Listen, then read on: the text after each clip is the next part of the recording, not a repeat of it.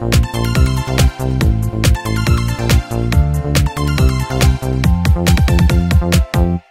Achievers, selamat datang di Achievers Talk kali ini.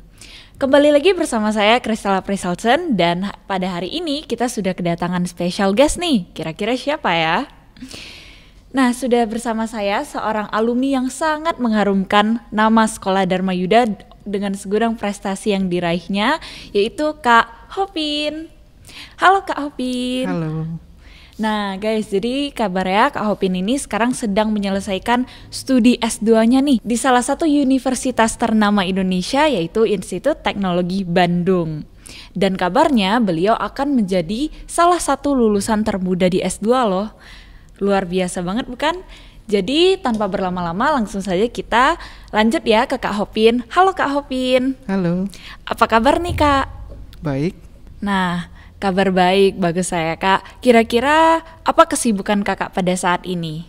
Nah, kalau saat ini saya masih kuliah sudah masuk ya. Ini masih sibuk kuliah, tapi sisa mengerjakan tesis dan penelitian. Oh, jadi sekarang Kakak lagi sibuk-sibuknya di tengah-tengah tesis ya Kak? Iya. Oh, kalau selanjutnya ketika Kakak kuliah gimana sih keseharian Kakak di Bandung? Ya, sehari-hari ya cuma ikut kuliah, terus kerjakan riset. Selain kuliah dan riset, kira-kira ada nggak sih kegiatan lain atau aktivitas lain yang sering Kakak lakuin di Bandung? Nah, kalau dulu sebelum pandemi banyak aktivitas, bisa kampus segala macam. Kalau sekarang lebih ya usahakan tidak keluar ya. Jadi aktivitasnya ya di kamar. Kadang saya ada nge-zoom untuk ngajar gitu, atau mungkin ngobrol dengan kenalan gitu. Oh, kalau misalnya dulu sebelum pandemi berarti ya Kak, kira-kira apa sih aktivitas yang sering banget Kakak lakuin di luar rumah? Nah, kalau sebelum pandemi masih bisa jalan-jalan dengan teman. Terus saya ada ikut beberapa organisasi di kampus. Itu kadang masih ada acara. Oke. Wah, seru ya Kak berarti sebelum pandemi. Kira-kira Kakak pengen lagi nggak sih balik ke masa-masa itu? Atau Kakak jalani aja yang sekarang? Ya, sebenarnya beberapa hal itu sayang ya. Di tahun-tahun terakhir banyak acara besar yang dulunya mau ikut tapi dibatalkan semuanya. Oh, berarti sekarang Kakak itu stay di Pekanbaru atau misalnya balik ke Pekanbaru cuman beberapa hari aja? Oh, sekarang saya hanya pulang liburan saja. Oh, berarti Kakak tetap stay-nya di Bandung ya walaupun Benar. di tengah pandemi ini. Kira-kira setelah Kakak beberapa tahun tinggal di Bandung, apa sih perbedaan dalam kehidupan ya Kak, bukan belajar, kayak apa sih perbedaan antara Pekanbaru dan Bandung menurut Kakak? Nomor satu yang paling pasti itu suhunya. Oh iya, udah pasti ya, Pekanbaru panas banget. Lalu apalagi tuh Kak perbedaan-perbedaan lain yang Kakak rasakan? Terus mungkin saya aja, tapi kalau di Bandung kemana-mana jalan kaki masih lumayan enak. Mungkin karena daerah kampus. Kalau di Pekanbaru kan iya, jalan kaki baru jalan sedikit udah penuh Betul. itu keringatan. Oke Kak, sekarang kita lanjut ya Kak. Kakak sekarang kuliah jurusan apa sih Kak? Saya ambil jurusan matematika. Oh, matematika. Apa alasan mendasar Kakak pilih matematika nih? Oh, saya ambil matematika karena memang sejak SD ikut lomba matematika, terus memang tertarik, terus ingin mendalami matematika. Oh iya, kelihatan banget sih Kak. Saya tahu Kakak Hopin ini dari yang Wall of Fame di bawah itu berjajar banget prestasinya tentang matematika. Tapi selain kecintaan Kakak kepada matematika, apakah ada tujuan lain Kakak memilih jurusan ini? Sementara sih belum ada karena memang alasan utamanya itu. Oh oke Kak. Nah, coba Kakak ceritakan nih beberapa pengalaman Kakak yang berkesan selama Kakak mengambil jurusan matematika itu di kampus ITB. Banyak sih pengalamannya. Pengalamannya bagaimana ini? Mungkin bisa Kakak sebutin pengalaman yang tidak terlupakan atau pengalaman sehari-hari Kakak belajar sebagai seorang yang memiliki jurusan matematika. Oke. Sebenarnya banyak sih pengalamannya belajar sehari-hari. Mungkin yang paling utama ya meskipun kuliah masih bisa lomba lagi, itu tak terduga. Oh, iya. Itu sibuk nggak sih Kak kalau kita ambil jurusan matematika? Mana tahu ada teman-teman yang tertarik juga nih ikut jurusan matematika, bisa langsung dengar dari ahlinya. Kalau mau jujur, matematika itu salah satu jurusan paling santai dibanding jurusan lain. Karena tugasnya juga hanya mengerjakan soal, ya, terus belajarnya juga paling baca-baca buku. Tidak harus membuat karya begitu. Berarti santai ya Kak, nggak serumit yang dipikirkan nih teman-teman.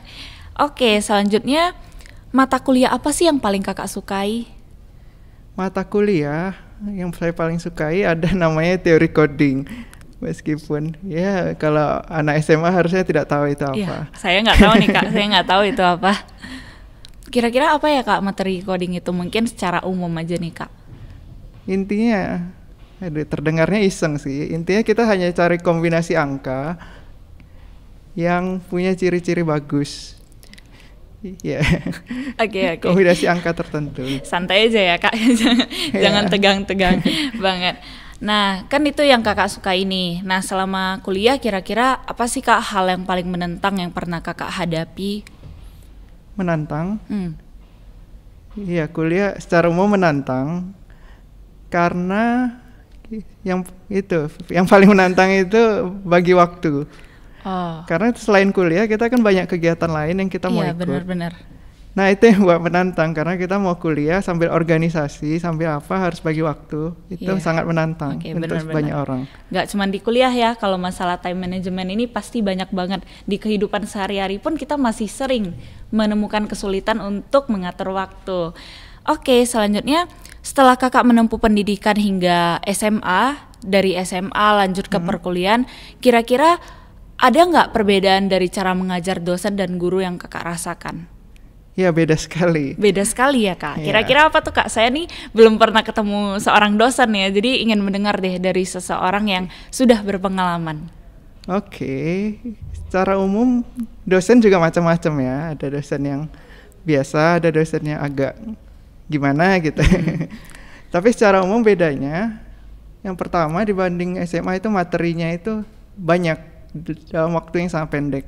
Ya, jadi mereka jelaskannya kadang tidak terlalu detail langsung-langsung, terus dia berharap kita baca sendiri. Kalau guru kan ya ada latihan soal, ada apa segala macam. Lebih dituntun. Tadi kan Kakak bilang dosen itu ada bermacam-macam ya, sama juga kayak guru. Nah, pernah nggak sih Kak, Kakak ketemu dosen yang baik banget, atau pernah nggak sih ketemu dosen yang killer banget nih? Nah, saya sangat bersyukur selama 4 tahun kuliah selamat dari dosen-dosen yang bersyukur agak gosipnya tidak enak lah ya. Tapi yang baik, saya banyak ketemu dosen yang baik. Oh, oke. Nah, kalau dulu kan semasa sekolah ini saya dengar Kakak dari SMP ya aktif untuk dalam mengikuti lomba ini, lomba itu, semua Kakak ikuti. Nah, di masa kuliah ini apakah Kakak masih sering dalam mengikuti lomba itu? Untuk tingkat kuliah lombanya lebih sedikit, tapi ternyata masih ada. Saya masih ikut lomba dan kebetulan ya bersyukur masih lolos lah di tim ITB begitu. Wah, keren ya Kak, tetap berprestasi nih walaupun udah kuliah. Nah Kak, kira-kira ada nggak sih beberapa lomba yang bisa Kakak cerita ke teman-teman yang selama Kakak raih di kuliah nih? Prestasi apa aja yang udah Kakak dapatkan? Oke. Salah satu yang paling berkesan itu yang saya ikut lomba internasional ke Bulgaria. Wow. Bahkan waktu SMA saya SMP, SD, SMP, SMA nggak pernah ke luar negeri untuk lomba. Itu tahun berapa tuh Kak tepatnya? Malah ya tahun 2018 saya tiba-tiba dapat kesempatan untuk lomba ke luar negeri pertama kalinya. Sangat senang. Oke, gitu. Jadi di sana Kakak gimana tuh Kak, sama tim atau Kakak lombanya solo? Tidak, ini kira-kira ada 9 orang dari Indonesia, tim Indonesia. Berarti perwakilan ya Kak, sudah. Benar. Berarti Kakak Hopen selain berprestasi di nasional, mengharumkan nama Dharma Yuda, tapi juga mengharumkan nama Indonesia. Keren. Oke, nah Kak, kan Kakak juga kuliah nih, tapi ada nggak sih kegiatan lain yang menjadi kesibukan Kakak di luar perkuliahan? Nah, di kampus itu kita dituntut berorganisasi ya, selain kuliah. Ada banyak organisasi. Ada mulai dari seni budaya, terus ada yang olahraga. Tapi saya nggak bisa olahraga, jadi enggak. Terus kalau seni budaya kakak bisa juga? Seni budaya saya ada ikut paduan suara ITB. Wow, keren Meskipun, ya kak. Iya, nggak terlalu bisa nyanyi sih kalau mau jujur. Ikut-ikut aja. Nggak apa-apa kak, kan kita masih muda nih ya, harus coba itu, coba ini. Keren nih kak, keren nih. Teman-teman harus santai nih kak Hopin. Walaupun udah hebat banget di matematika, tapi juga mengikuti hal-hal lain. Nggak ada ruginya kan kak kita. Nah kak, dengar-dengar kakak juga pernah menjadi pelatih olimpiade ya kak, selama kakak kuliah? Benar, sebenarnya saya sudah ngajar-ngajar olimpiade tuh sejak baru lulus SMA, sebelum kuliah. Sampai sekarang masih kak? Sampai sekarang masih rutin, kalau ada musim-musim lomba masih Hebat ditawarin. Hebat nih. Nah jadi banyak nggak sih kak kakak menghadapi murid-murid, kira-kira muridnya itu ada yang seperti apa ya tipe-tipenya? Kebanyakan anak matematika itu agak pendiam ya, Pendiam jadi ya, Kak. lebih damai sebenarnya kelasnya, tapi terlalu damai, jadi kalau ditanya diam-diam aja kebanyakan. Ya, terus biasanya mungkin olimpiade terlalu susah ya, jadi banyak yang pusing rasanya. Yang diajak. Merasakan tekanan gitu ya kak, jadi udah nggak bisa enjoy duluan. Berarti selain belajar terus, kakak juga mengajar ya, memberi ilmu. Nah di antara kedua ini kira-kira kakak tuh lebih enjoy mengajar atau belajar sih kak? Sebenarnya saya enjoy dua-duanya. Iya. Ada yang kakak lebih suka nggak? Lebih suka belajar atau lebih suka mengajar? Dulu saya lebih suka mengajar, tapi sejak kuliah juga lebih suka belajar. Lebih suka jadi, belajar karena banyak hal-hal baru ya kak yang bisa kita pelajari. Nah kakak ikut organisasi, tadi saya dengar ada paduan suara, juga mengajar olimpiade, dan pasti ya kuliah kakak juga nggak mungkin tinggal kan. Gimana sih kak seorang Kak Hopin membalance waktu kakak? Gimana cara kakak atur waktu kakak biar gak ada yang miss gitu? Ya, menurut saya sih itu tergantung orangnya ya. Kalau saya memang prioritas itu akademik. Ada orang yang prioritasnya memang organisasi. Iya, iya. Jadi memang saya beratkan waktu saya itu di akademik. Meskipun organisasi masih ada, tapi akademik nomor 1. Jadi kalau ada ujian atau apa ya organisasi ditinggal dulu. Oke. Berarti kakak tetap menentukan prioritasnya ya kak, yang paling atas itu berarti tetap akademik, baru yang lain mengikuti.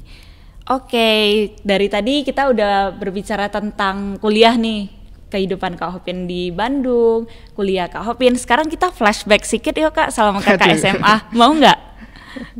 Boleh, kalau saya masih ingat. Oke, nah ini pertanyaannya santai aja kok kak. Nah, apa sih hal yang paling berkesan di masa SMA yang masih Kak Hopin ingat sampai saat ini? Waduh, sebenarnya SMA saya sebagian besar hanya ikut lomba saja, jadi yang paling berkesan ya lomba. Lomba ya pastinya. Oke, ada nggak Kak lomba? Kakak pernah keluar kota nggak selama di SMA itu lomba mewakilkan? Banyak, sering. Oh sering ya kak, berarti itu ada nggak kak salah satu yang tak terlupakan, misalnya pengalaman lucu atau kakak itu ada nggak sih kak? Yang paling tak terlupakan itu lomba terakhir saya ke Palembang. Ya. Di situ ada kasus keracunan makanan. Kenapa tuh kak, boleh diceritain nih? Jadi waktu lomba ya ada nasi kotak. Kebetulan bidang matematika, fisika, komputer kalau tidak salah yang kena. Ya itu saya jadi korban. Jadi waktu itu kacau, banyak yang masuk rumah sakit begitu, keracunan. Kakak termasuk salah satu yang masuk rumah sakit nggak? Saya termasuk yang masuk rumah sakit terlambat. Jadi orang udah masuk rumah sakit duluan, waktu udah pada keluar baru saya masuk rumah sakit. Jadi itu gimana tuh kak? Apakah perlombaannya tetap berlanjut atau gimana? Masih dilanjutkan dan saya bersyukur masih menang. Oh, selalu menang ya kak, selalu menang. Enggak selalu. Ya, sampai pulang pun masih sakit itu saya ingat. Sampai izin tidak masuk sekolah. Oke. Kira-kira ada pengalaman lainnya nggak kak? Itu tak terlupakan berarti ya, keracunan makanan pas lagi lomba nih. Ada lagi nggak kak yang lain kira-kira? Aduh, kalau diceritakan banyak sekali ya. Boleh deh kak cerita sekitar 2 atau 3 lagi sambil biar teman-teman makin tahu juga nih kak. Coba saya ingat-ingat dulu. Oke, boleh. Oke. Terus Saya ingat pernah ikut lomba di Medan gitu ya. Ya, kenapa tuh Kak lomba di Medan waktu itu? Tahun berapa tuh Kak, ingat nggak? Waduh, tahun 2016 seingat saya. Oke, itu kenapa tuh Kak? Apa yang terjadi lagi? Seingat saya pokoknya ada lomba di Medan, itu sebelumnya belum pernah ada, Dharma Yuda belum pernah ikut. Terus sepertinya setelah itu juga tidak mau ikut lagi. Kenapa tuh Kak? Apa yang buat nggak mau ikut? Intinya lombanya kontroversial. Iya. Ya ada beberapa guru yang ikut juga. Waktu itu bareng beberapa guru naik mobil ke Medan gitu. Ya begitu. Lombanya nggak jelas pokoknya. Nggak jelas ya Kak, udah nggak mau lagi. Terus untung masih menang. Tapi ada teman-teman saya yang harusnya menang, entah kenapa nggak menang. Itu benar-benar saya juga bingung kenapa itu. Oke. Nah Kak, itu kan selama Kakak lomba, misalnya setengah dari masa sekolah Kakak ini memang diisi dengan perlombaan-perlombaan. Tapi kalau di sekolah gimana tuh Kak, keseharian Kakak selama masih di SMA Dharma Yuda? Nah, saya jarang masuk kelas karena sering ikut pelatihan untuk lomba. Iya. Terus saya memang agak introvert ya, jadi saya juga diam-diam aja di kelas. Jadi anak baik tanda kutip lah ya. Anak baik ya Kak, kesayangan semua guru nih. Nah Kak, selama di kelas itu kira-kira Kakak kan lomba terus nih, tapi pelajaran di kelas tetap terkejar atau Kakak merasakan kesulitan gitu Kak? Sebenarnya kalau mau jujur ya tidak terlalu susah pelajaran sekolah menurut saya. Masih bisa dikejar lah. Karena Kakak orangnya memang suka belajar ya Kak? Iya benar. Iya. Oke, nah ini pertanyaan yang kira-kira selama masa sekolah siapa sih guru favorit Kak Hopin? Guru favorit ya? Boleh satu, boleh dua, nanti yang lain cemburu Kak. Iya ini kontroversial ya. Disensor aja ini harusnya. Ya tidak bisa lah pilih guru favorit lah ya. Tapi kalau guru-guru yang memberikan kesan, ada juga nggak, Kak? Ya, kalau guru-guru yang menurut saya sangat berjasa untuk ya mendorong saya bisa lomba sampai SMA. Saya juga nggak nyangka bakal lomba sampai SMA itu. Ya, ada Miss Dewi, ada Sir Frankie. Ya. Oh, berarti dua guru itu ya, Kak, yang mendorong minat Kakak untuk selalu mengikuti lomba. Nah, Kak, kira-kira pas pertama kali Kakak ikut lomba itu kemauan Kakak sendiri atau dipanggil gitu ya Kak? Nah, menurut saya ini benar-benar kebetulan seperti takdir gitu ya. Apa tuh Kak? Saya pertama ikut lomba itu SD. Dulu saya belum di Dharma Yuda. Nah, pokoknya saya ingat tiba-tiba suatu hari guru matematikanya suruh lomba tingkat kota. Wow. Saya bahkan nggak tahu itu lomba apa. Saya kan masih ya, anak Kak? SD, nggak ngerti apa-apa. Terus waktu ke tempat lomba, ini soal apa? Nggak tahu, asal kerjain aja. Terus tiba-tiba juara satu kota. Terus saya bingung. Kayak magic gitu ya, nggak tahu soalnya apa, tapi tiba-tiba juara satu. Berarti itu awal banget ya Kak, awal dari perlombaan-perlombaan Kakak ini? Sebelumnya saya sudah pernah ikut lomba, tapi nggak pernah menang. Tiba-tiba itu sekali menang, langsung jadi terpacu lagi. Terpacu langsung banyak dukungan. Gampangnya begitu. Keren-keren, luar biasa. Oke. Boleh nggak Kak, Kakak ceritakan dikit tentang perjalanan lomba-lomba Kakak? Boleh yang dari SMA hingga kuliah. Gimana sih Kak bisa mendapat prestasi sebanyak itu? Kayak persiapan Kakak tuh apa aja sebelum lomba? Oke. Sebenarnya menurut saya kebanyakan itu anugerah ya. Kan kadang rasanya kerasa seperti kebetulan menangnya begitu. Seperti ada bantuan Tuhan, gampangnya begitu. Ya selalu ya Tapi Kak. kalau persiapan itu biasa latihan soal. Kalau matematik ya, latihan soal, terus diskusi. Yang penting rajin begitu saja, lama-lama pasti bisa. Menurut saya sampai SMA bisa menang karena saya menang pengalaman. Pengalaman dan kuncinya itu rajin ya Kak. Memang kalau kita ulang-ulang terus pasti bisa. Apalagi matematika. Masalahnya saya mau diulang-ulang pun nggak bisa. Sebenarnya bisa itu, kurang mengulang berarti. Iya, kurang mengulang. Berarti teman-teman yang belum bisa matematika jawabannya kurang mengulang. Apalagi di sekolah kan soalnya itu aja paling diulang terus. Iya sih Kak. Kira-kira ada nggak sih Kak tips buat teman-teman yang kayak anggap matematika tuh sulit banget? Salah satunya saya. Kayak pas latihan di kelas nih lancar. Pas lihat soal ujian tuh rasanya udah blank, nggak tahu itu apa isinya. Ada nggak Kak kira-kira tipsnya ya? Mana tahu teman-teman setelah mendengar ini yang awalnya benci matematika jadi suka gara-gara tips dari Kak Hopin. Ya tidak bisa dipungkiri sih, untuk banyak orang matematika emang susah. Tapi kalau mau secara objektif gak susah sebenarnya. Mungkin cara belajarnya yang kurang tepat menurut saya. Begitu. Kita kayak nggak ngerti ini apaan terus kerjakan itu, ya nggak bisa. Pas awalnya dari awal udah mikir itu sulit, jadinya otak tuh nggak bisa jalan buat membedah soalnya ya Kak. Betul, itu salah satu faktornya. Faktor yang lain ya cara belajarnya salah sih. Oke, nah kira-kira cara belajar yang benar tuh gimana tuh Kak menurut Kak Hopin? Kenapa? Cara belajar yang benar untuk misalnya bisa ahli dalam bidang akademik, ada nggak sih Kak? Menurut saya sih ya gimana ya, lebih konsep sih, konsepnya dimengerti, bukan hanya kerjain soal hafal jawaban itu bukan belajar itu sih. Menghafal ya Kak, bukan belajar. Ya tergantung berarti tujuannya apa lah ya. Kita harus ngerti dulu ya Kak, baru kita bisa jawab soal-soalnya. Nah, ini kita udah sampai ke penghujung podcast ya Kak. Nah, udah. Setelah Kakak lulus nanti kira-kira Kakak mau ngapain nih Kak? Lulus S1, S2. Kakak udah, Kak, saya kepo nih Kak, kan Kakak udah S2 kan sekarang? Iya. Nah, setelah S1 itu apakah di tengah-tengah dari S1 ke S2 Kakak sempat kerja atau Kakak langsung melanjutkan perkuliahan?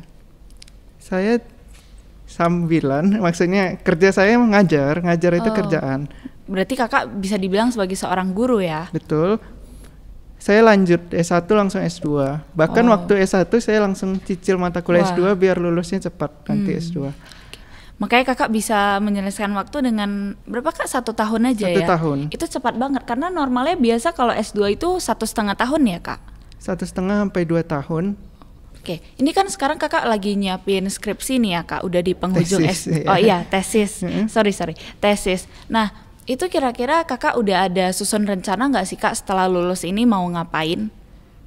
Oke, rencana sementara sih mau lanjut S3 kalau ada kesempatan ya. Di mana tuh Kak? Masih di kampus yang sama atau Kakak coba yang lain lagi? Masih dipertimbangkan, tapi sementara yang paling gampang ya langsung lanjut. Karena tidak perlu menunggu. Berarti setelah S3 baru Kakak lanjut ke terjun ke dunia pekerjaan ya Kak? Rencana sekarang kalau bisa S3 sambil langsung mengajar. Berarti cita-cita Kakak menjadi guru ya untuk sekarang ini, mengajar? Sebenarnya saya antara jadi guru atau peneliti. Wow, keren. Ya, tapi kalau mau sekalian dua-duanya jadi dosen mungkin ya. Wah, keren banget. Nah, selanjutnya boleh tahu nggak selama berkuliah Kak Hopin itu nilainya gimana? Apakah konstan atau gimana? Ya syukurnya nilai bagus, cukup bagus. Kira-kira Kakak mau berkenan nggak sih cerita ke teman-teman berapa nilai atau IPK yang Kakak dapatkan di S1, di S2? Boleh, tapi jangan jadi patokan ya. Iya, ini bukan patokan ya, punya Kak Hopin aja. Untuk S1 saya 3,98. Wow, almost perfect ya Kak. Kalau yang S2 berapa nih Kak kalau boleh tahu? S2 sekarang kan belum selesai, tapi sementara masih 4 syukurnya. Wah, 4 itu paling tinggi loh, luar biasa banget. Wah, memang keren Kak Hopin ini, udah lomba terus tapi nilainya tetap tinggi banget. Kak, ada nggak sih tips dari Kak Hopin gimana biar dapat nilai yang sempurna kayak gitu? Atau berguna nih bagi teman-teman tipsnya. Saya yakin tiap orang itu punya tips masing-masing yang cocok ya. Ya, jadi saya baginya saya share-nya tips yang mungkin cocok untuk saya. Kalau saya sih saya ngitung. Gampangnya begitu. Misalkan untuk dapat A itu butuh berapa? Ya udah, berarti saya ukur dulu saya harus ngapain aja untuk bisa setidaknya minimal nilai segitu gitu. Ya misalkan berarti ujian harus minimal dapat nilai berapa, bagaimana? Usahanya disesuaikan dengan targetnya begitu. Oke, berarti harus ada goals gitu ya Kak? Logikanya ya kalau nilai di atas misalkan 80 semua udah pasti A gitu. Jadi nggak perlu terlalu buang-buang waktu untuk dapat 100 atau apa mungkin. Oke, berarti udah ada yang kakak tetapkan, kakak harus dapat segitu. Oke, nah itu tuh salah satu tips yang bisa diambil nih teman-teman. Habis itu,